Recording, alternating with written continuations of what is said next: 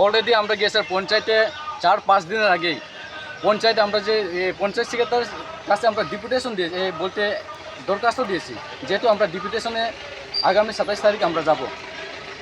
আমরা already থানাতেই permission নিয়েছিলাম আর পঞ্চায়েতেই permission নিয়েছিলাম।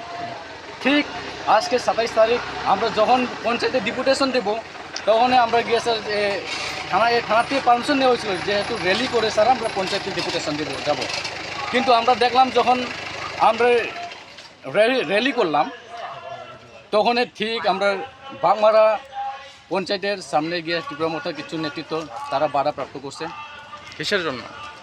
তো আমরা অ্যাকচুয়ালি এই তো আমরা জানি না কিসের জন্য বাধা করলো বা কারণটা কি, আমরা তো কিছু এদের মধ্যে জানি না।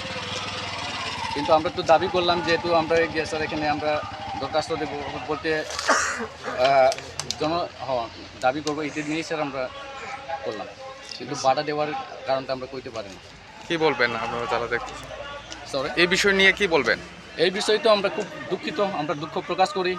আমরা কোনো এটার সমাজের মধ্যে আমরা বিভ্রান্ত করতে আমরা চাই না, বিভ্রান্ত হোক আমরা চাই না। আমরা শান্তি চাই, শান্তি সম্প্রীতি চাই, শান্তিভাবে আমরা চলুক চাই এবং এলাকার ডেভেলপমেন্ট হোক, এটাই আমরা চাই। আজকে বাগমারা বাজারে একটা অনভিপ্রেত ঘটনা ঘটে গেল। এই বামফ্রন্ট নামক একটা সংগঠনের অনৈতিক অবস্থানের জন্য আগেই বলা হয়েছিল যে কোনো বাজার দিনে যদি কোনো অনুষ্ঠান করতে চায় তাহলে বাজার কমিটির সিদ্ধান্ত বা বাজার কমিটির অনুমতি নিতে হবে। বারবার জানানোর পরেও তারা আজকেও একই ঘটনা তারা অবলম্বন করে এবং জোর জবরদস্তি করে তারা বাজারে মিছিল করতে চায়। তখন বাজার কমিটির লোককে তারা অবজ্ঞা করায় পার্টির লোক, ত্রিপুরা মোর্চার পার্টির লোক কিছু এসে বাধা দেওয়ার চেষ্টা করে। কিন্তু তারার অনৈতিক তারা 25 বছরে যে অনৈতিকভাবে কাজ করে গেছে, এখনও সেই অনৈতিক এবং বেআইনি নিয়ম নীতিগুলি তারা আর ছাড়তে পারেন, তারা অভ্যাসে পরিণত হয়েছে।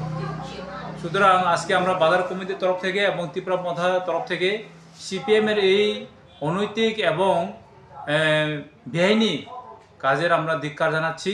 আগামী দিনে যদি এরকম করতে চাই তাহলে আমরা আরও জোর হস্তে আমরা এগুলিকে আমরা প্রতিহত করার চেষ্টা করব।